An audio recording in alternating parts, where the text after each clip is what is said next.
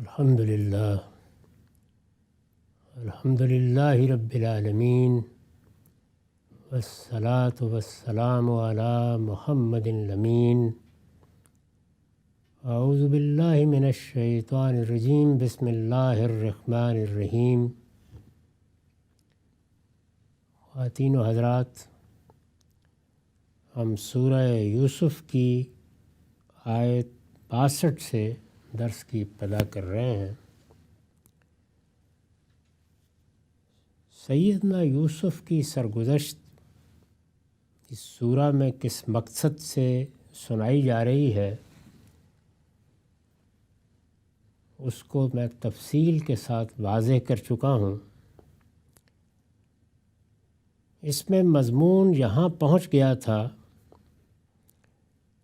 کہ یوسف علیہ السلام نے ان سے مطالبہ کیا کہ وہ آئندہ اگر آئیں تو میرے بھائی کو ساتھ لے کے آئیں۔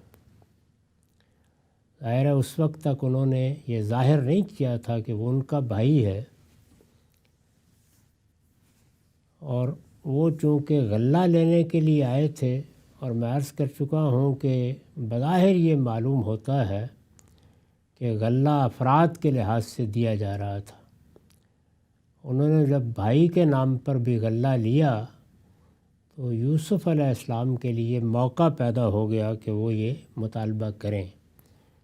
چنانچہ انہوں نے یہ کہا کہ آئندہ اگر تم آؤ تو اس وقت تو میں نے تمہاری بات مان لی ہے کہ پیچھے ایک بھائی بھی ہے، لیکن اس کو لے کر آؤ گے تو غلہ ملے گا۔ اس پر انہوں نے یہ کہا کہ باپ کو راضی کرنے کی کوشش کریں گے، اور پھر ذرا توقف کر کے کہا کہ وَإِنَّا لَفَاعِلُونَ، اور ہم یہ ضرور کر لیں گے۔ اس پر میں نے لکھا ہے یعنی اپنی طرف سے کوئی کسر اٹھا نہ رکھیں گے، یعنی انہوں نے یوسف علیہ السلام کو اطمینان دلایا کہ ہم اس وعدے کو پورا کرنے میں جو کچھ ہم سے ہو سکا کریں گے۔ اس فکرے میں ان کے دل کا چور نمایاں ہے کہ نہ لا سکے تو اس کی وجہ صرف یہ ہوگی کہ باپ نے اجازت نہیں دی، اس لیے کہ جو کچھ وہ یوسف علیہ السلام کے ساتھ کر چکے تھے اس کے بعد اس کا پورا امکان تھا۔ تو یہ ایک تذبذب کی کیفیت ہے جس میں انہوں نے یہ جواب دیا، اپنے پورے ارادے کا اظہار بھی کیا۔ چونکہ دل میں چور تھا تو اس لیے کچھ تردد بھی تھا، امید بھی تھی۔ قرآن مجید نے یہ ساری بات چند لفظوں میں اس طرح اور اس بلاغت کے ساتھ بیان کر دی ہے کہ غور کیا جائے تو اس میں یہ باطنی کیفیات بھی جملوں کی ساخت سے بالکل نمایاں ہو جاتی ہیں۔ وَقَالَ لِلْفِتْيَانِ اجْعَلُوا بِضَاعَتَهُمْ فِي رِحَالِهِمْ لَعَلَّهُمْ يَعْرِفُونَهَا إِذِ انقَلَبُوا إِلَىٰ أَهْلِهِمْ لَعَلَّهُمْ يَرْجِعُونَ۔ یوسف نے اپنے خدام سے کہا کہ ان لوگوں نے غلے کے عوض جو مال دیا ہے وہ چپکے سے ان کے کجاووں ہی میں رکھ دو، یعنی جو قیمت انہوں نے ادا کی تھی غلہ خریدنے کے لیے وہ لے لی گئی تھی، لیکن جب رخصت ہونے لگے تو یوسف علیہ السلام نے اپنے خدام سے یہ کہا کہ وہ مال، وہ قیمت جو ہم نے ان سے وصول کی ہے وہ ان کو بتائے بغیر ہی ان کے کجاووں میں رکھ دو، گویا واپس کی جا رہی ہے۔ اس سے مقصود یہ ہے کہ جب وہ اپنے اہل و عیال میں پہنچیں تو اسے پہچان لیں۔ اس زمانے میں ہماری طرح کے کرنسی نوٹ تو نہیں تھے، یعنی کسی مال ہی کی صورت میں ہوگی، سونا ہوگا، چاندی ہوگی، یا اور کوئی بارٹر کا جو طریقہ ہوتا ہے، کوئی چیز لائے ہوں گے۔ تو انہوں نے کہا کہ وہ ان کے کجاووں میں رکھ دو، جب وہ اہل و عیال میں پہنچیں یعنی واپس جائیں تو اسے پہچان لیں کہ انہی کا مال ہے جو انہیں واپس کر دیا گیا ہے۔ تو جب وہ یہ دیکھیں گے کہ ہم غلہ خریدنے گئے، ہم نے سفر کیا، ہم نے کچھ مال بھی دیا، قیمت ادا کی، غلہ بھی ہمیں بہت فراخی سے دیا گیا، آگے کا وعدہ بھی کیا گیا، اور یہ دیکھیے گھر پہنچ کے جب انہیں معلوم ہو کہ ہماری تو رقم بھی واپس کر دی گئی ہے، تو وہ کہتے ہیں کہ لعلہم یرجعون، تاکہ وہ پھر آئیں، یعنی ان کا تو مقصد بالکل دوسرا ہے کہ اب یہ معاملہ صاف ہو، میرا بھائی بھی آئے، والدین سے بھی رابطہ ہو، اس لیے وہ چاہتے ہیں کہ یہ لوگ بار بار آئیں تاکہ معاملہ وہاں پہنچ سکے جہاں اس کو پہنچنا ہے، تاکہ وہ پھر آئیں۔ یہ اس لیے فرمایا کہ مال کی کمی ان کے دوبارہ آنے میں رکاوٹ نہ بن جائے، یعنی ایسا نہ ہو کہ ان کے پاس قیمت دینے کو کچھ نہ ہو، غلے کی ضرورت بھی ہو، آنا چاہیں بھی لیکن پھر مجبور ہو جائے۔ تو اگر مال واپس کر دیا ہے تو غلے سے فائدہ اٹھائیں گے اور یہی مال دوبارہ لے کے خریدنے کے لیے آ جائیں گے۔ تو ان سب پہلوؤں کو سامنے رکھ کر انہوں نے یہ تدبیر اختیار فرمائی۔ فَلَمَّا رَجَعُوا إِلَىٰ أَبِيهِمْ قَالُوا يَا أَبَانَا مُنِعَ مِنَّا الْكَيْلُ فَأَرْسِلْ مَعَنَا أَخَانَا نَكْتَلْ وَإِنَّا لَهُ لَحَافِظُونَ۔ تو جب وہ اپنے باپ کے پاس لوٹے تو کہا ابا جان آئندہ ہم سے غلہ روک دیا گیا ہے، یہی کہا تھا انہوں نے کہ اگر بھائی کو نہیں لاؤ گے تو پھر مجھے منہ نہ دکھانا۔ تو جب وہ اپنے باپ کے پاس لوٹے تو کہا ابا جان آئندہ ہم سے غلہ روک دیا گیا ہے، لہٰذا ہمارے بھائی بن یمین کو بھی ہمارے ساتھ جانے دیجئے کہ ہم اپنی سچائی ثابت کر سکیں۔ یعنی اب ہمارے پاس کوئی راستہ نہیں ہے، ہم چونکہ یہ کہہ کے غلہ لائے ہیں کہ ایک بھائی پیچھے بھی ہے، تو ہمیں پابند کر دیا گیا ہے کہ اب آؤ، تو اگر تم سچے ہو تو بھائی کو ساتھ لے کے آؤ۔ ہمارا بھائی ساتھ نہیں جائے گا تو غلہ بھی نہیں ملے گا۔ اور یہ عرض کیا جا چکا ہے کہ سخت قحط کی کیفیت تھی، گرد و پیش کے علاقوں میں بھی وہی صورتحال تھی جس کا رویا بادشاہ نے دیکھا تھا اور جس کی تعبیر سیدنا یوسف نے کی تھی۔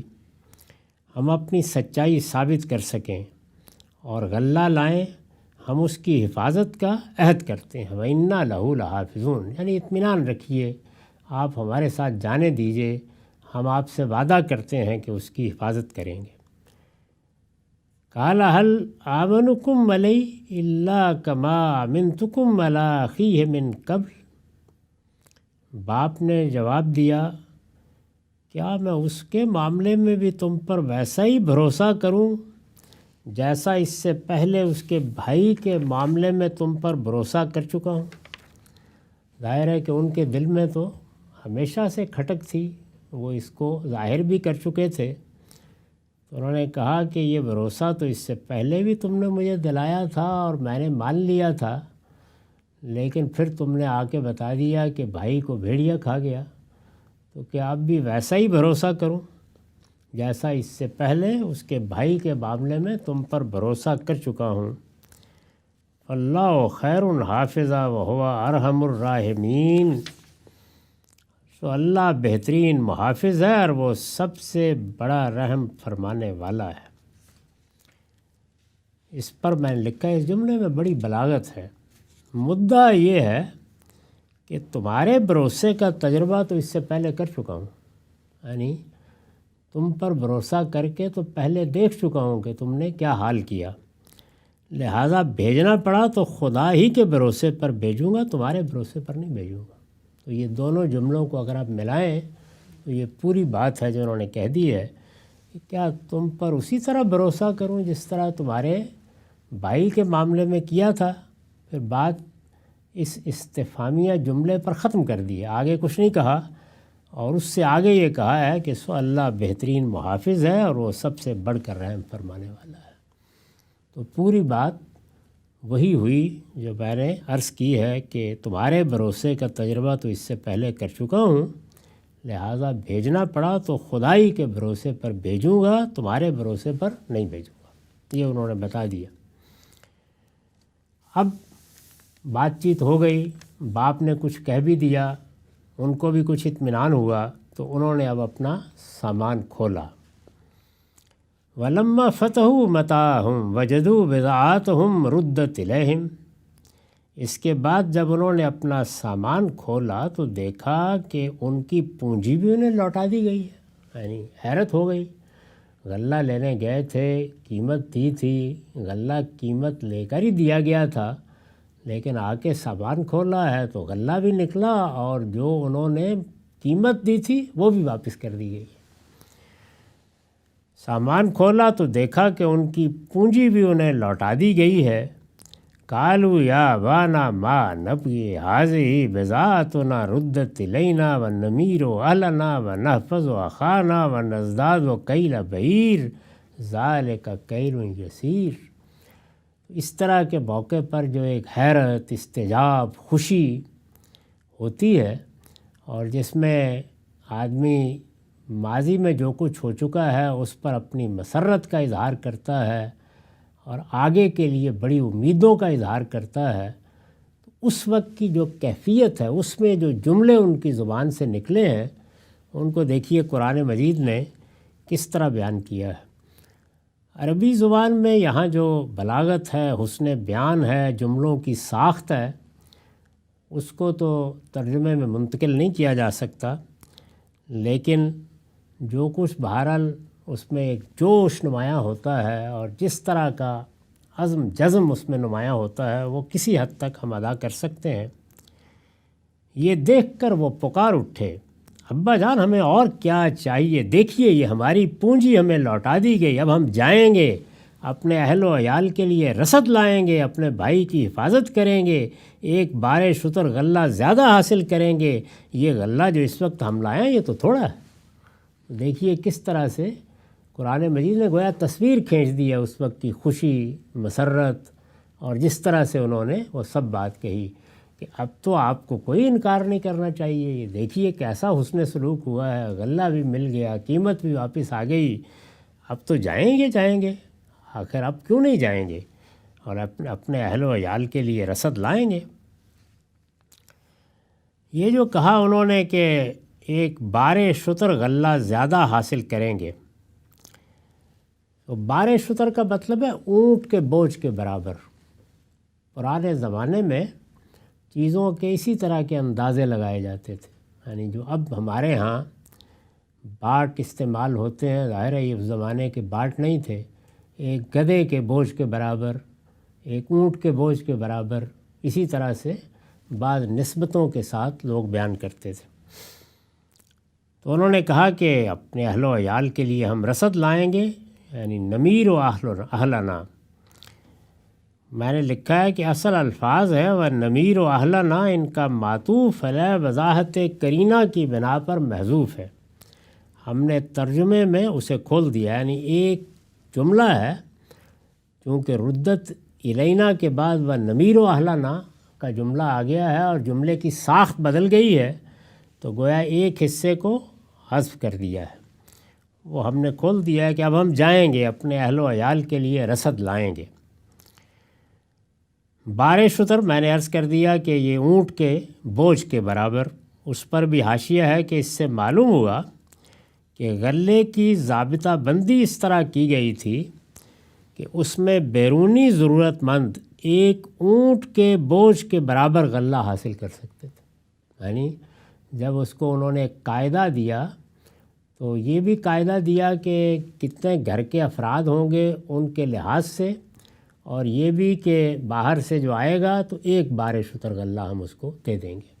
تو اس طرح راشننگ کی گئی تھی، کیونکہ یہ غلہ عام حالات میں نہیں بیچا جا رہا تھا، قحط کی صورتحال تھی، خود مصر کو بھی ضرورت تھی اور گرد و پیش کے علاقوں کو بھی، تو اس طرح وہ ضرورت مندوں کو غلہ دے رہے تھے۔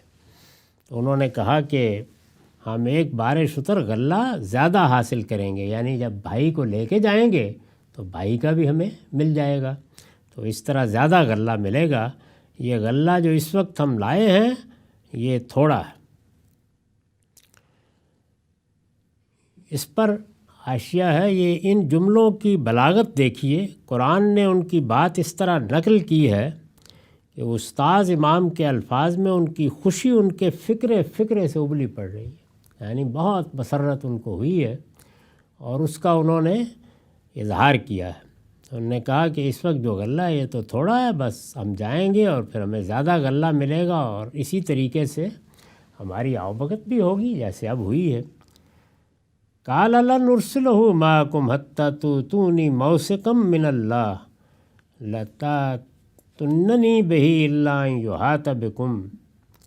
باپ نے جواب دیا میں اس کو ہرگز تمہارے ساتھ نہ بھیجوں گا جب تک تم خدا کے نام پر مجھ سے عہد نہ کرو کہ تم اس کو ضرور میرے پاس واپس لاؤ گے، الا یہ کہ تم کہیں گر جاؤ۔ یعنی تم سب پر کوئی آفت آ جائے تو یہ عذر تو ہو سکتا ہے، لیکن یہ کہ تم خود آ جاؤ اور مجھے بتاؤ کہ بھائی کو یہ ہو گیا اور وہ ہو گیا، تو میں نہیں بھائی کو بھیجوں گا تمہارے ساتھ۔ ظاہر ہے وہ ایک حادثے سے گزر چکے تھے، تو انہوں نے یہ کہہ دیا کہ مجھے اس کا عہد دینا ہوگا، میرے ساتھ عہد کرو اور خدا کو گواہ کر کے عہد کرو، موثقم من اللہ، خدا کے نام پر مجھ سے عہد کرو کہ تم اس کو ضرور میرے پاس واپس لاؤ گے۔ فلما آتوا موثقہم قال اللہ علی ما نقول وکیل۔ سو اس کے اصرار پر جب انہوں نے اس کو اپنا پکا قول دے دیا، یعنی وعدہ کر لیا، اللہ کے نام پر قسم کھا لی، تو اس نے کہا یہ قول و قرار جو ہم کر رہے ہیں اس پر اللہ نگہبان ہے، یعنی اللہ ہی اس کا گواہ ہے، اور وہی اب تم سے نمٹے گا اگر تم اس کی خلاف ورزی کرو گے۔ تو یعقوب علیہ السلام نے اس طرح سے ان سے عہد لیا اور وعدہ کر لیا کہ آئندہ تم جاؤ گے تو بھائی کو ساتھ لے جا سکتے ہو۔ اس کے بعد ظاہر ہے کہ پھر کچھ وقت گزرا ہوگا، چنانچہ انہوں نے رخت سفر باندھا اور روانہ ہو گئے دوبارہ۔ جب روانہ ہونے کا وقت آ گیا تو اب قرآن پھر وہاں سے داستان شروع کرتا ہے۔ وَقَالَ يَا بَنِيَّ لَا تَدْخُلُوا مِن بَابٍ وَاحِدٍ وَادْخُلُوا مِنْ أَبْوَابٍ مُتَفَرِّقَةٍ وَمَا أُغْنِي عَنْكُم مِّنَ اللَّهِ مِن شَيْءٍ إِنِ الْحُكْمُ إِلَّا لِلَّهِ عَلَيْهِ تَوَكَّلْتُ وَعَلَيْهِ فَلْيَتَوَكَّلِ الْمُتَوَكِّلُونَ۔ یعنی پھر جب روانہ ہونے لگے تو اس نے، یعنی یعقوب نے، باپ نے ان کو ہدایت کی کہ میرے بیٹو تم سب ایک ہی دروازے سے مصر کے دارالسلطنت میں داخل نہ ہونا۔ شہروں کے اس زمانے میں فصیل کی وجہ سے دروازے ہوتے تھے، جیسے ہمارے شہر لاہور کے ہیں، اور بالعموم مختلف دروازوں سے لوگ اپنے اپنی سمت کے لحاظ سے داخل ہو جاتے تھے۔ تو یہ بھی جب مصر جائیں گے اور کنعان یا فلسطین کے علاقے کی طرف سے جائیں گے تو جو دروازہ سامنے پڑے گا عام حالات میں اسی میں داخل ہوں گے۔ تو انہوں نے یہ کہا کہ شہر کے دروازے میں تم سب ایک ہی جگہ سے داخل نہ ہونا، بلکہ الگ الگ دروازوں سے جانا۔ وَادْخُلُوا مِنْ أَبْوَابٍ مُتَفَرِّقَةٍ۔ یہ کیوں کہا انہوں نے؟ ہمارے ہاں چونکہ خاص طرح کا مزاج رہا ہے تو اس میں لوگوں نے کچھ نظر اور نظر پر ایمان ڈھونڈ لیا ہے، ایسی کوئی بات نہیں۔ چنانچہ میں نے وضاحت کی ہے، یہ اس لیے فرمایا کہ ایک ہی وقت میں 11 قبائلی جوان جب ایک جتھے کی صورت میں شہر میں داخل ہوں گے تو ہو سکتا ہے کہ انہیں مشتبہ سمجھا جائے۔ یعنی اس زمانے میں ظاہر ہے باہر سے جب لوگ آتے ہیں اور ایک 11 قبائلی جوان ہیں، قد کاٹ ہے، وہ داخل ہو رہے ہیں، اسلحہ بھی لوگوں کے پاس تھوڑا بہت اپنی حفاظت کے لیے ہوتا تھا، تو ممکن ہے کہ ان کو مشتبہ سمجھ کر شہر کے محافظ اول تو داخل نہ ہونے دیں، اور اگر داخل ہوں تو ان کو مشتبہ سمجھ کر پکڑ لیا جائے اور کوئی اس طرح انہونی ہو جائے۔ تو انہوں نے یہ ایک تدبیر بتائی ان کو، احتیاط کی کہ تم الگ الگ دروازوں سے داخل ہو جانا، اس طرح کا کوئی تاثر نہ ہو۔ تو ہو سکتا ہے کہ انہیں مشتبہ سمجھا جائے اور شہر کے لوگ یہ گمان کریں کہ اس قحط کے زمانے میں یہ لوٹ مار کی غرض سے یہاں آئے ہیں۔ تو اس کو پیش نظر رکھتے ہوئے انہوں نے یہ نصیحت کی کہ الگ الگ دروازوں سے داخل ہو جانا۔ اس میں ایک حصہ جملے کا قرآن نے اپنے اسلوب پر مقدر کر دیا ہے، اس کو ساتھ ملا کے اگلی بات کو دیکھیے۔ تو انہوں نے کہا کہ مجھے معلوم ہے کہ یہ محض ایک تدبیر ہے، یعنی میں جو یہ بات کہہ رہا ہوں یہ بس ایک رائے ہے، تدبیر ہے، وہ میں نے تمہیں بتا دی، اور اللہ کے مقابل میں تمہارے کچھ بھی کام آنے والا نہیں ہوں۔ یعنی میں بس ایک تدبیر بتا سکتا ہوں، اللہ سے دعا کر سکتا ہوں، میری یہ حیثیت نہیں ہے کہ میں جزم کے ساتھ کہوں کہ میری تدبیر کامیابی ہو جائے گی یا میں نے وہ علاج کر دیا ہے کہ اب کوئی تمہیں ہاتھ نہیں لگائے گا، وہ تو اللہ ہی کا کام ہے۔ میں نے ایک تدبیر بس بتا دی ہے تمہیں۔ اللہ کے مقابل میں تمہارے کچھ بھی کام آنے والا نہیں ہوں، تمام اختیار تو اللہ ہی کا ہے۔ میں نے اسی پر بھروسہ کیا ہے اور بھروسہ کرنے والوں کو اسی پر بھروسہ کرنا چاہیے۔ یہ ہے پیغمبر کی تعلیم، یعنی ہمارے دین میں پیغمبروں نے جو دین ہمیں دیا ہے یہی رویہ ہے۔ ہم اپنی عقل استعمال کریں گے، تدبیر کریں گے، اپنے علم کی روشنی میں، عقل کی روشنی میں فیصلے کریں گے۔ ہر طرح کے معاملات جو ہماری گرفت میں ہیں ان میں اپنی طرف سے کوئی کسر اٹھا نہیں رکھیں گے، لیکن یہ کبھی خیال نہیں کریں گے کہ ہماری یہ تدبیریں آخری درجے میں کارگر ہو جائیں گی۔ ان کو کارگر کرنا، ان کو اتمام تک پہنچانا یہ اللہ ہی کا کام ہے۔ تو یہ دونوں چیزیں ہمیشہ ساتھ ساتھ رکھنا، یعنی تدبیر میں کوئی کسر اٹھا نہ رکھنا، کوئی کوتاہی نہ کرنا، اور اللہ پر بھروسے ہی پہ سب کام انجام دینا۔ یہی ایک بندہ مومن کی سیرت ہے، یہی اس کا کردار ہے، یہی اس کے ایمان و عقیدے کا اظہار ہے، اور اسی کو پیش نظر رکھ کر ہر بندہ مومن کو زندگی بسر کرنی چاہیے۔ تو انہوں نے یہ پوری بات بیان کر دی ہے کہ تم جب جاؤ گے تو اس کا اندیشہ ہے کہ تمہیں کوئی مشتبہ گروہ سمجھ لیا جائے، اس کے لیے میں تمہیں یہ تدبیر بتا رہا ہوں۔ الگ الگ دروازوں سے داخل ہو جانا، لیکن یہ خیال نہ کرنا کہ پیغمبر باپ نے یہ تدبیر بتائی ہے تو اب کیا ہونا ہے۔ نہیں، جو ہونا ہے وہ اس پروردگار کے اذن سے ہونا ہے، اور اگر نہیں ہونا تو اسی کی عنایت اور توفیق سے نہیں ہونا۔ اس لیے میں بھی اسی پر بھروسہ کرتا ہوں، اس لیے کہ سارا اختیار اسی کا ہے، تم بھی اسی پر بھروسہ کرنا۔ تو اس طرح سے انہوں نے بچوں کو رخصت کیا اور وہ مصر کی طرف روانہ ہو گئے۔ وَلَمَّا دَخَلُوا مِنْ حَيْثُ أَمَرَهُمْ أَبُوهُمْ مَا كَانَ يُغْنِي عَنْهُمْ مِنَ اللَّهِ مِنْ شَيْءٍ إِلَّا حَاجَةً فِي نَفْسِ يَعْقُوبَ قَضَاهَا وَإِنَّهُ لَذُو عِلْمٍ لِمَا عَلَّمْنَهُ وَلَكِنَّ أَكْثَرَ النَّاسِ لَا يَعْلَمُونَ۔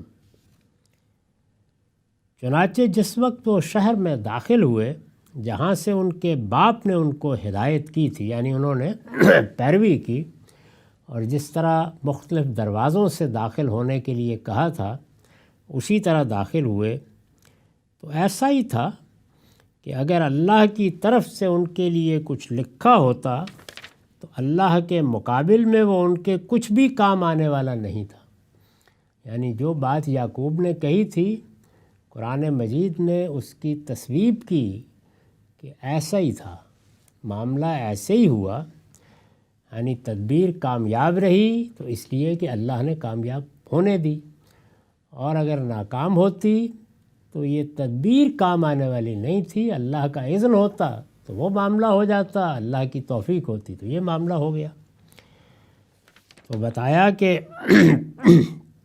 اگر اللہ کی طرف سے ان کے لیے کچھ لکھا ہوتا تو اللہ کے مقابل میں وہ ان کے کچھ بھی کام آنے والا نہیں تھا۔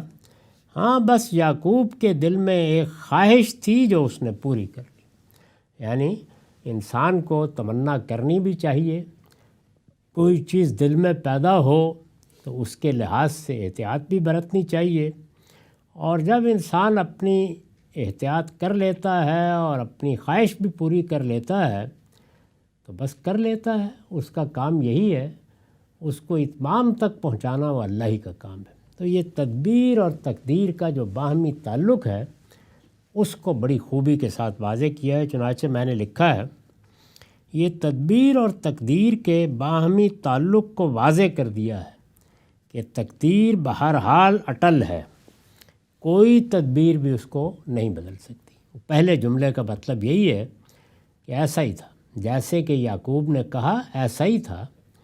چنانچہ جس وقت وہ لڑکے وہاں سے گزر رہے تھے تو بس اللہ ہی تھا جو حفاظت کرنے والا تھا، ورنہ یہ تدبیر کام آنے والی نہ ہوتی۔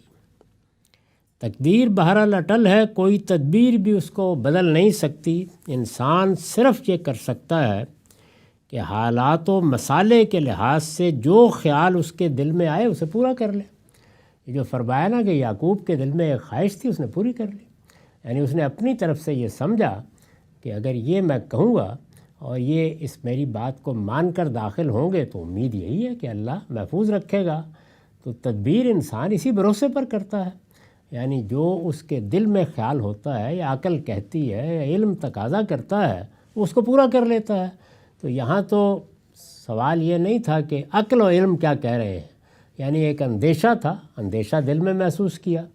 اگر اس طریقے سے یہ احتیاط کریں تو توقع کی جا سکتی ہے کہ یہ وہاں محفوظ رہیں گے۔ یہ خواہش تھی، پوری کر لی یعقوب نے، تو بس جو دل میں بات تھی پوری ہو گئی، ورنہ حقیقت وہی تھی جو اس نے اپنے بچوں کو بتا دی تھی کہ اللہ کو اگر منظور نہ ہوا تو کوئی چیز بھی کام نہیں آئے گی۔ اس سے زیادہ کوئی چیز اس کے اختیار میں نہیں ہے۔ اپنی ہر چیز کے بارے میں، اپنی ہر تدبیر کے بارے میں بندہ مومن کو یہی حقیقت پیش نظر رکھنی چاہیے، یعنی ہماری زندگی، ہمارے احوال، ہماری تدبیریں اسی دائرے میں ہیں۔ اور چونکہ بعض تدبیریں اللہ کے قانون کے تحت بار بار کامیاب ہوتی ہیں، تو اس وجہ سے انسان بعض اوقات اپنے رب کو فراموش کر بیٹھتا ہے۔ ہمیشہ یاد رکھنا چاہیے کہ خواہ ہمارا علم کتنی ترقی کیوں نہ کر جائے، اصل چیز وہی ہے کہ کیا اللہ کی توفیق مل گئی ہے، کیا اللہ نے اس بات کو قبول کر لیا ہے۔ تو اس سے در حقیقت یہ بتانا مقصود ہے کہ دنیا میں اللہ کا قانون چل رہا ہے، اس کے تحت علم وجود میں آتا ہے، تدبیریں قاعدہ ضابطہ بن جاتی ہیں، وہ اپنی جگہ بالکل درست ہے، لیکن آخری باغ اسی پروردگار کے ہاتھ میں ہے۔ تو اس کو ہمیشہ پیش نظر رکھنا چاہیے، ورنہ ہر چیز بالکل الٹ جاتی ہے۔ تو فرمایا کہ اس میں شبہ نہیں، ہاں بس یعقوب کے دل میں ایک خواہش تھی جو اس نے پوری کر لی۔ اس میں شبہ نہیں کہ وہ اس علم سے بہرہ مند تھا جو ہم نے اسے سکھایا تھا، مگر اکثر لوگ جانتے نہیں ہیں۔ میں نے توجہ دلائی تھی کہ قرآن مجید نے یہ سرگزشت سنائی ہے، اصلی مقصود تو قریش کے سامنے ایک آئینہ رکھ دینا ہے کہ اس وقت جو کشمکش برپا ہے اس میں تمہارے لیے کیا نتیجہ نکلنے والا ہے، اور محمد الرسول اللہ اور ان کے ساتھیوں کے لیے کیا نتیجہ نکلنے والا ہے۔ لیکن اس سرگزشت میں قدم قدم پر ایسے اسرار و غوامض ہیں کہ اس میں بہت سی چیزوں کی طرف توجہ ہوتی ہے۔ چنانچہ ہم نے دیکھا کہ اس سے پیچھے بھی کیا کیا حقائق ہیں جو اس سرگزشت کے ساتھ اللہ تعالیٰ نے واضح کر دیے ہیں۔ تو یہاں پر تدبیر اور تقدیر کے اس پہلو کو موضوع بنایا ہے، اور ایک ایک جملے میں یہ بتا دیا ہے کہ ہماری وہ عنایت بندوں پر کیسے ہوتی ہے۔ چنانچہ اس پر بھی حاشیہ ہے، یعنی اس علم سے بہرہ مند تھا۔ یہ جو کہا نا کہ اس میں شبہ نہیں کہ وہ اس علم سے بہرہ مند تھا جو ہم نے اسے سکھایا تھا، یعنی اس علم سے بہرہ مند تھا جو انسان کو بتاتا ہے کہ خدا کی مشیت ہر چیز پر حاوی ہے۔ یہی علم ہے جو پیغمبروں نے ہمیں دیا ہے۔ وہ یہ علم دینے کے لیے آئے ہیں، سیاست اور معیشت کے الجھے ہوئے مسائل کو سلجھانے کے لیے نہیں آئے، یہ ان کا موضوع ہی نہیں ہے۔ وہ چیزیں انسان کو خود سمجھنی ہیں، خود سیکھنی ہیں۔ اس میں اگر کہیں رہنمائی بھی دی ہے تو اخلاقی پہلو سے دی ہے، یعنی ہمیں اپنے وجود کی تطہیر کے لیے، اس کو پاکیزہ رکھنے کے لیے جن چیزوں کی ضرورت ہے وہ سیاست میں بھی ملحوظ رکھنی ہے، معیشت میں بھی۔ ان کے بارے میں پیغمبر بتاتے ہیں سیاست کا نظم کیا بنے گا، معیشت کے احوال کیسے درست ہوں گے۔ یہ چیزیں دین کا موضوع ہی نہیں ہے، سرے سے اس کو موضوع بنایا نہیں گیا۔ تو اس وجہ سے جو اصلی چیز بتانے کی ہے وہ یہی ہے کہ خدا کی مشیت ہر چیز پر حاوی ہے، لیکن اس کے باوجود انسان کا فرض ہے کہ وہ ضروری تدبیر کرے، اور تدبیر یہ اللہ نہیں بتاتا، تدبیر کے لیے عقل دی گئی ہے، انسان کو علم دیا گیا ہے، وہ اس علم کو ترقی دیتا ہے، اس کے مختلف احوال سے آگے نتائج اخذ کرتا ہے، اس میں صحیح و خطا کے ذریعے سے ارتقاء ہوتا ہے جس کو آپ ٹرائل اور ایرر کہتے ہیں۔ تو یہی اللہ کا طریقہ ہے، اس میں تدبیر بھی نئے نئے پہلو اختیار کرتی ہے، اور حقائق بھی نئے نئے پہلوؤں سے سامنے آتے ہیں، اس کو سامنے رکھنا چاہیے۔ لیکن اس کے باوجود انسان کا فرض ہے کہ وہ ضروری تدبیر کرے، اس لیے کہ خدا کی تقدیر بعض اوقات اسی تدبیر سے وابستہ ہوتی ہے، لیکن اکثر لوگ نہیں جانتے۔ یعنی اس نے اپنے فیصلے کو وابستہ کیا ہوتا ہے کہ ان بچوں کی حفاظت ہوگی اگر یہ اپنے باپ کے کہے کے مطابق الگ الگ دروازے سے جائیں گے۔ تو یہ دونوں چیزیں اس طرح ساتھ ملی ہوتی ہیں۔ وآخر دعوانا الحمدللہ رب العالمین۔